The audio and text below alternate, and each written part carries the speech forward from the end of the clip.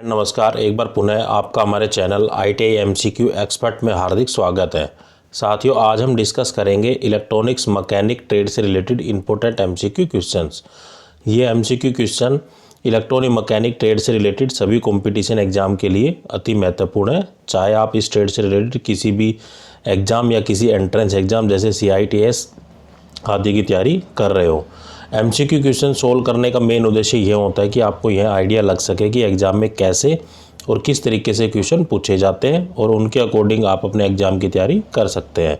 और अगर आप इस ट्रेड से रिलेटेड किसी पोस्ट के इंटरव्यू की तैयारी कर रहे हैं तो ये MCQ क्वेश्चंस आपके लिए काफ़ी हेल्पफुल है, क्योंकि जब आप किसी ऑर्गेनाइजेशन या किसी कंपनी या किसी इंस्टीट्यूट के अंदर अपना इंटरव्यू देने जाएंगे तो जब आपसे टेक्निकल क्वेश्चन पूछेगा related to the electronics mechanic trade, तो ये MCQ क्वेश्चंस आपको इंटरव्यू देने में काफ़ी मदद करेंगे। और साथियों, अगर आप पहली बार मेरे चैनल पे आए, अभी तक आपने मेरे चैनल को सब्सक्राइब नहीं किया है तो प्लीज़ सब्सक्राइब करें तथा बेल आइकन पर क्लिक कर नोटिफिकेशन को ऑन कर लें, ताकि जब भी मैं कोई नया वीडियो डालूँ तो आप तक नोटिफिकेशन जल्द से जल्द पहुँच जाए। इस सीरीज़ को हम 2 वीडियो के माध्यम से कंप्लीट करेंगे, जो कि आज का जो हमारा पार्ट है वो सेकंड और लास्ट पार्ट है। और अगर आप इस ट्रेड से रिलेटेड और वीडियो देखना चाहते हैं तो आप मेरे चैनल की प्लेलिस्ट में जाकर इलेक्ट्रॉनिक मैकेनिक्स के फोल्डर में जाकर आप इलेक्ट्रॉनिक्स मैकेनिक ट्रेड की सभी वीडियो को वहाँ पर देख सकते हैं। तो चलिए बिना किसी देरी के आज की वीडियो को हम शुरू करते हैं। तो आज का हमारा फर्स्ट क्वेश्चन है, in a Schottky diode the silicon layer act as. एक स्कोटकी डायोड में सिलिकॉन की जो परत है वो किस रूप में कार्य करती है? तो वो करती है एज ए कैथोड। तो in the Schottky diode the silicon layer acts as a cathode. तो राइट आंसर होगा हमारा option second. Next question is the number of depletion layer in a transistor is. Transistor में जो depletion layer की जो संख्या होती है वो कितनी होती है? तो the number of the depletion layer in a transistor is 2। तो राइट आंसर होगा हमारा ऑप्शन 4। तो साथियों, आप जब भी क्वेश्चन को देखते हैं तो पहले वीडियो को पॉज कर खुद से क्वेश्चन को पढ़कर और चारों ऑप्शनों को ढंग से रीड आउट कर खुद से अभी आंसर देने की कोशिश करना। कई बार आपको ये लगेगा कि इसके 2 ऑप्शन सही हैं, तो आपके जो डाउट है वो क्लियर हो जाएंगे। बाकी मैं आपको राइट आंसर बता ही रहा हूँ। अगर फिर भी आपको कोई डाउट रहता है, कोई समस्या रहती है, तो आप मुझे कमेंट कर सकते हैं या गूगल की भी हेल्प ले सकते हैं। और उससे क्या होगा कि आपकी जो जिज्ञासा है MCQ क्वेश्चंस लगाने से, आपने क्योंकि ट्रेड थ्योरी को पहले ही पढ़ लिया है, तो ये जस्ट क्वेश्चन MCQ क्वेश्चंस आपके जस्ट प्रैक्टिस के लिए, ताकि आपको ये आइडिया लग सके एग्जाम में कैसे और किस तरीके से क्वेश्चन पूछे जाते हैं। अगर मैं सभी ऑप्शंस आपको पढ़कर बताऊँगा तो वीडियो काफ़ी लेंथी हो जाएगी और लेंथी वीडियो काफ़ी बोरिंग लगती है। Next question is the push pull circuit must use the which operation. तो पुश पुल सर्किट का जो प्रचालन का जो किसका उपयोग करता है? तो push pull circuit must use the class B operation. तो राइट आंसर होगा हमारा option 3rd। Next question is in a phase shift oscillator we use dash RC section. तो फेज शिफ्ट दोलक में हम RC सेक्शन का जो इस्तेमाल करते हैं वो किसका करते हैं, कितने करते हैं? तो in a phase circuit oscillator we use the 3 RC section. तो 3 RC सेक्शन का हम उपयोग करते हैं। तो राइट आंसर होगा हमारा option 2nd। Next question is in an unregulated power supply if the input AC voltage increase the output voltage will be. अविनियमित पावर सप्लाई में यदि इनपुट जो AC अल्टरनेटिंग करंट वोल्टेज को बढ़ाया जाता है तो आउटपुट वोल्टेज हमें क्या प्राप्त होगी? तो आउटपुट वोल्टेज जो हमें प्राप्त होगी वो भी बढ़ी हुई प्राप्त होगी। तो in an unregulated power supply if the input alternating current voltage increase then the output voltage will also be increases. तो राइट आंसर होगा हमारा option 1st। Next question is the most commonly use filter in SSB generation are. SSB generation में अति सामान्य रूप से प्रयुक्त filter कौन सा होता है? तो the most commonly use filter in SSB generation are the mechanical. तो राइट आंसर होगा हमारा ऑप्शन 1st। तो यहाँ SSB stand for the single side band. SSB stand for single side band. तो the most commonly use filter in single side band generation are the mechanical या फिर यांत्रिक होते हैं। Next question is in a communication system when noise is added to a signal. संचार प्रणाली में signal में कब शोर को जोड़ा जाता है? तो ये जोड़ा जाता है इन द चैनल के अंदर। तो इन द कम्युनिकेशन सिस्टम दो noise is added to the signal in a channel. तो राइट आंसर होगा हमारा option third. Next question is a tape recorder head convert. एक टेप रिकॉर्डर का जो हेड है वो किस में कन्वर्ट करता है? तो a tape recorder head convert the audio frequency current to a fluctuating magnetic field. एक टेप रिकॉर्डर का जो हेड है वो ऑडियो आवर्ती करंट को अस्थिर चुंबकीय क्षेत्र में बदलता है। तो जो हमारा राइट आंसर होगा वो होगा option third. Next question is the microphone and loudspeaker are the example of. Microphone और लाउड स्पीकर निम्न में किस चीज़ के उदाहरण है? तो जो microphone and the loudspeaker are the examples of the amplifiers. तो राइट आंसर होगा हमारा option third. Next question is the frequencies of the UHF range propagate by the means of. UHF range की आवृत्ति किसके माध्यम से वर्धित होती है? The frequency of the UHF range propagate by the means of the space wave. जो अंतरिक्षीय तरंग होती है उसके कारण होती है। तो यहाँ UHF stand for ultra high frequency. The frequency in the ultra high frequency range propagate by the means of the space wave. तो राइट आंसर होगा हमारा option 4।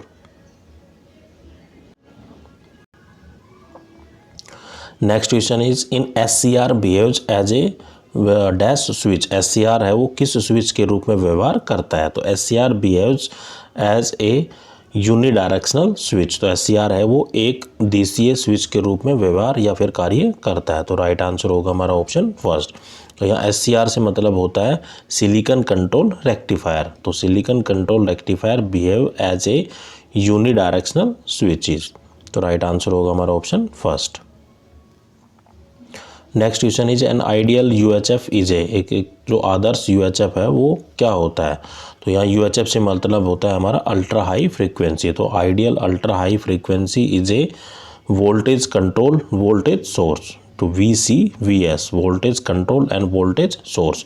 UHF stand for ultra high frequency. तो यहाँ पे जो हमारा right answer होगा वो होगा option first. Next question is the one that clip positive part of the voltage is known as. Voltage का क्लिप धनात्मक भाग है वो किस नाम से जाना जाता है? तो one that clips positive part of the voltage is known as the clipper. तो राइट आंसर होगा हमारा option second. Next question is the CRO uses. CRO का जो इस्तेमाल है वो उपयोग है वो क्या है? तो the CRO uses as a electromagnetic deflection. तो जो CRO है वो इलेक्ट्रो चुंबकीय विक्षेपण का उपयोग करता है। तो the CRO stand for cathode ray oscilloscope. तो CRO stand for cathode ray oscilloscope. तो राइट आंसर होगा हमारा ऑप्शन थर्ड। कई बार एग्जामिनर आपसे आपकी इनकी फुल फॉर्म भी आपसे पूछ लेता है।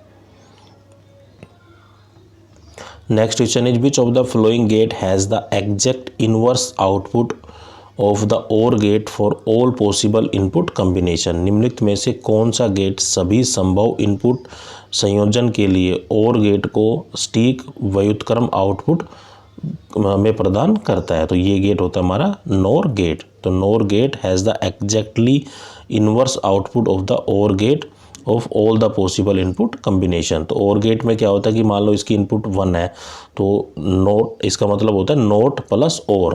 तो इसको रिवर्स कर देगा, 1 को 0 में 0 को 1 में कन्वर्ट कर देगा। तो जो भी OR गेट की जो ट्रूथ टेबल है अगर उसमें जहाँ 0 है उस अगर NOR में क्या हो जाएगी 1 हो जाएगी, और OR में 0 है तो 1 हो जाएगी और 1 है तो 0 हो जाएगी। मतलब एक तरीके से व्युत्क्रम हो जाती है, रिवर्स हो जाती है। तो राइट आंसर होगा हमारा ऑप्शन यहाँ पे 1। Next question is a simple flip flop is. साधारण जो फ्लिप फ्लॉप है वो कैसा होता है? तो ए simply flip flop is a 1 binary bit. A simple flip flop is a 1 binary या 1 बिट मेमोरी। तो राइट आंसर होगा हमारा option second.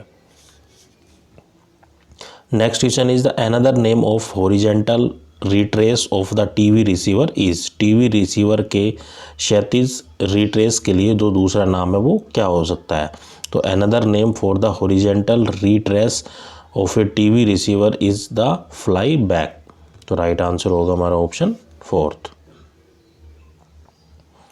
Next question is the colour TV system adopt in India is. Bharat में अपनाए गए रंगीन television system होते हैं। तो the colour TV system adopt in India is Pal system. जो PAL सिस्टम होता है उसको अडोप्ट करते हैं। तो PAL स्टैंड फॉर होता है द फेज अल्टरनेट लाइन।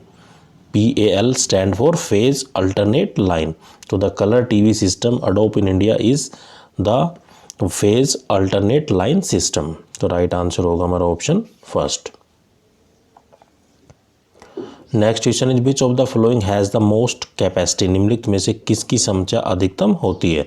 मतलब जो 4 ऑप्शन दिए गए उनमें से किस की जो कैपेसिटी होती है वो ज़्यादा डाटा को स्टोर कर सकता है। तो इसमें जो अकॉर्डिंग टू द ऑप्शन है वो है हमारा DVD।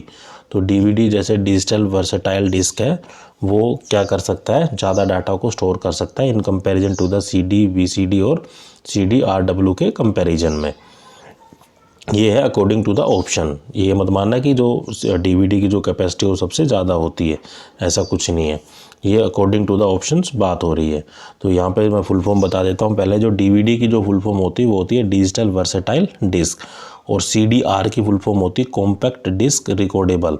Compact disc recordable. VCD की होती है वीडियो कॉम्पैक्ट डिस्क। CD-RW की होती है कॉम्पैक्ट डिस्क री राइटेबल। दोबारा बता देता हूँ। CDR stand for compact disc recordable, DVD stand for digital versatile disc, VCD stand for video compact disc, CD-RW stand for compact disc rewritable. तो जो DVD की जो कैपेसिटी होती है, जो नॉर्मल आपने CD देखी होगी उसकी जो कैपेसिटी होती है वो लगभग 650 से 750 MB तक होती है।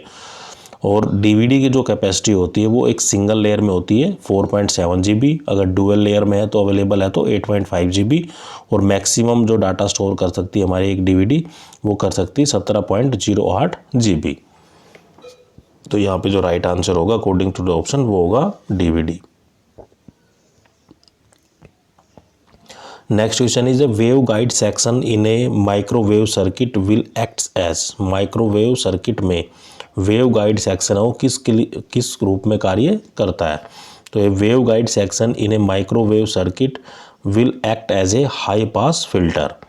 तो एक माइक्रोवेव सर्किट में waveguide section high pass filter के रूप में कार्य करता है। तो राइट आंसर होगा हमारा option 3। Next question is in PCM the sample are dependent on. PCM के जो नमूने हैं वो किस पर आधारित होते हैं। जो PCM के नमूने वो किस पर आश्रित होते हैं। तो in the PCM the sample are depends on the time. तो PCM से मतलब होता है द पल्स कोड मॉड्यूलेशन। तो in pulse code modulation the samples are depends on the time. तो राइट आंसर होगा हमारा option 1। Next question is the GSM is a digital cellular phone system using. जो GSM एक digital cellular phone system है जो कि किसका प्रयोग करता है। तो ये प्रयोग करता है हमारा जो GSM stand for global system for mobile communication. ये होता है global system for the mobile communication. और इसका जो राइट आंसर है वो है हमारा FDMA और TDMA। तो FDMA का जो फुल फॉर्म होता है वो होता है frequency division multiple assess. Frequency division multiple assess. और TDMA होता है टाइम डिवीजन मल्टीपल असेस। और GSM stand for global system for mobile communication. इनकी जो फुल फॉर्म है आपसे एग्जाम में डायरेक्ट पूछ ली जाती है। तो राइट आंसर होगा हमारा ऑप्शन 4।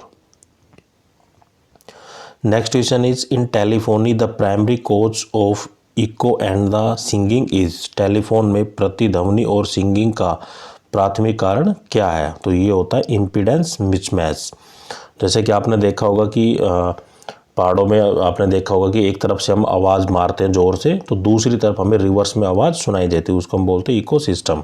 तो इन टेलीफोन में भी ऐसा होता है, कई बार हमारी आवाज़ हमारे पास ही सुनाई देती है।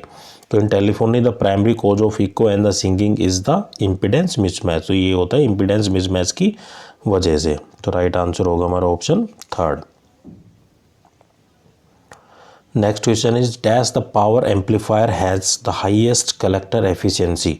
पावर एम्पलीफायर की कलेक्टर जो दक्षता है उच्चतम होती है, तो ये होती क्लास सी की। तो the class C power amplifier has the highest collector efficiency. तो राइट आंसर होगा हमारा option first. Next question is a magnetic field exist around. चुंबकीय क्षेत्र के चारों ओर कौन कार्य करता है? तो ये magnetic field exist around the moving charge. तो राइट आंसर होगा हमारा ऑप्शन 4। तो चुंबकीय क्षेत्र मूविंग चार्ज के चारों ओर होता है। Next question is a zener diode is use as a. Zener diode का जो उपयोग है वो किस रूप में होता है? तो zener diode is use act as a voltage regulator. Zener diode का प्रयोग वोल्टेज रेगुलेटर के रूप में किया जाता है। तो राइट आंसर होगा हमारा option second. Next question is during the measurement of voltmeter and current in a load ammeter and voltmeter are connected in series across the load respectively. If the ammeter and voltmeter position are interchanged by mistake, then what will be happen? तो एक कोई भी हम measurement कर रहे हैं तो voltmeter और current in a load ammeter और voltage are connected in series. उसमें क्या है कि जो किसी भी लोड का हम वोल्टेज और करंट को मेजर कर रहे हैं तो उसमें हम दो चीज़ यूज़ कर रहे हैं, एक एमीटर एक वोल्टमीटर, जो कि सीरीज में कनेक्ट है, रेस्पेक्टिवली कनेक्टेड है। अगर क्या होगा कि एमीटर और वोल्टमीटर के हम पोजीशन को बदल दें, जहाँ पे एमीटर लगा हुआ है वहाँ पे हम वोल्टमीटर को लगा दें और जहाँ पे वोल्टमीटर लगा हुआ है वहाँ पे हम एमीटर को लगा दें। अगर उसकी पोजीशन को हम बाय मिस्टेकली इंटरचेंज कर सकते हैं तो क्या इफेक्ट होगा? तो the ammeter will be damage. जो एमीटर है हमारा ख़राब हो जाएगा। तो राइट आंसर होगा हमारा option second. Next question is the varactor diode are operated in dash region to have maximum efficiency. Varactor diode अधिकतम दक्षता के लिए किस क्षेत्र में संचालित किया जाता है? तो varactor diode are operated in the reverse saturated region to have the maximum efficiency. ज़्यादा एफिशिएंसी प्राप्त करने के लिए जो वैरेक्टर डायोड है वो ऑपरेट किया जाता है रिवर्स सैचुरेशन रीजन के अंदर या व्युत्क्रम शतप्रति क्षेत्र के अंदर। तो राइट आंसर होगा हमारा option third. Next question is the unshielded twist pair cable are use in. Unshield twist pair cable किस में प्रयोग की जाती है? तो unsealed twist pair cable are mainly use in the telephone lines, land line जो DSL लाइन जो होती है उसके अंदर ये यूज की जाती है। तो यहाँ पे लैन होता है लोकल एरिया नेटवर्क और DSL जो होती है डिजिटल सब्सक्राइब लाइन। तो unsealed twist pair cable are use in telephone line, DSL, digital subscribe line and LAN local area network. इन सभी लाइनों में अनट्विस्टेड पेयर केबल का इस्तेमाल किया जाता है। तो राइट आंसर होगा हमारा option 4। Next question is the relation between the current according to the KCL is. KCL के अनुसार विद्युत प्रभाव के बीच का जो संबंध है वो क्या है? तो KCL होता है किरचॉफ्स करंट लॉ। तो the relation between the current according to the Kirchhoff's current law is. तो इसमें जो कि किरचॉफ्स लॉ का फर्स्ट नियम होता है, इसमें क्या होता है कि एक तरीके से मान लो इसको हम जंक्शन मानते हैं, इस ये जो मैंने पॉइंट मार्क किया जहाँ पे सारी एरो मिली हुई है इसको बोलते हैं हम जंक्शन। तो जंक्शन पे कितना करंट आ रहा है वो बराबर होता है कितना करंट जा रहा है। तो जैसा कि जो आने वाला करंट है, देखो जो एरो से आप देख सकते हो इसकी एरो क्या है, अंदर की तरफ है। तो जो अंदर की तरफ किस किस की एरो, एक I2 की है, एक हमारी I3 की भी है और I4 की भी है। तो इनका जो सम है वो किसके बराबर होगा? और जो जाने वाला करंट है, तो जाने वाला जो बाहर की तरफ एरो आ रहा हो, तो बाहर की तरफ किसको आ रहा है, I1 का और I5 का। तो इससे जो हमारा जो राइट आंसर निकलेगा वो निकलेगा ऑप्शन 4। तो किरचॉफ्स का जो करंट लॉ होता है वो ये बताता है कि जंक्शन पे कितना करंट आ रहा है और जंक्शन से कितना करंट जा रहा है, वो आपस में दोनों बराबर होते हैं। तो राइट आंसर होगा हमारा option 4। Next question is in case of the inductive circuit the inductive resistance is proportional to the frequency. प्रेरित सर्किट के मामले में प्रेरित प्रतिघात आवृत्ति के कितने आनुपाती होता है? तो in case of the inductive circuit the inductive resistance is directly proportional to the frequency. तो प्रत्यक्ष रूप में होता है। तो राइट आंसर होगा हमारा option first. Next question is an ideal op amp the voltage gain for the common mode signal is, एक आदर्श ऑपरेशनल एम्पलीफायर के सामान्य मोड सिग्नल के लिए वोल्टेज बढ़त होती है। तो an ideal operational amplifier the voltage gain for the common mode signal will be 0। तो राइट आंसर होगा हमारा option first. Next question is which of the following will provide the attenuation in the feedback oscillator, निम्नलिखित में से क्या feedback दोलन में क्षीणन प्रदान करेगा।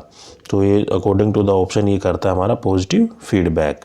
तो positive feedback will be provide the attenuation in the feedback oscillator, या धनात्मक फीडबैक। तो राइट आंसर होगा हमारा option first. Next question is in micro controller I2C stand for, micro नियंत्रण में I2C का जो अभिप्राय है ये उससे क्या मतलब है या फुल फॉर्म इसकी क्या होती है। तो I2C का मतलब होता है इंटर इंटीग्रेटेड सर्किट। तो राइट आंसर होगा हमारा option 4। Next question is what is the address range of SFR register bank in 8051 micro controller. तो 8051 माइक्रो कंट्रोलर में SRF रजिस्टर बैंक की जो एड्रेस रेंज है वो कितनी होती है। तो ये होती है हमारी 80H FFH। तो जो राइट आंसर होगा वो इसका ये होगा ऑप्शन 4। तो एक तरीके से जो SFR होता है वो होता है हमारा स्पेशल फंक्शन रजिस्टर। तो जो एड्रेस रेंज होती है हमारी special function register bank 8051 micro controller में वो होती है 80H FFH। राइट आंसर होगा हमारा ऑप्शन 4।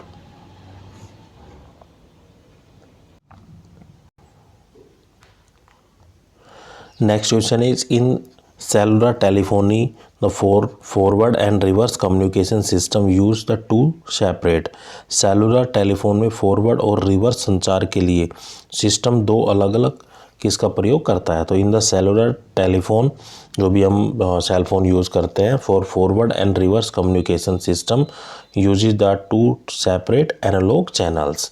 तो राइट आंसर होगा इसका option 4। Next question is the second s complements of, एक बाइनरी नंबर सिस्टम दिया गया है उसमें हमें बताना है कि इसका जो सेकंड एस है वो क्या होगा। तो सबसे पहले हम इसका निकालेंगे फर्स्ट एस कॉम्प्लीमेंट। तो फर्स्ट एस कॉम्प्लीमेंट्स किसी भी बाइनरी नंबर का ऐसे निकाला जाता है कि जो संख्या 1 है उसको 0 किया जाता है और जो 0 है उसको 1 करते हैं।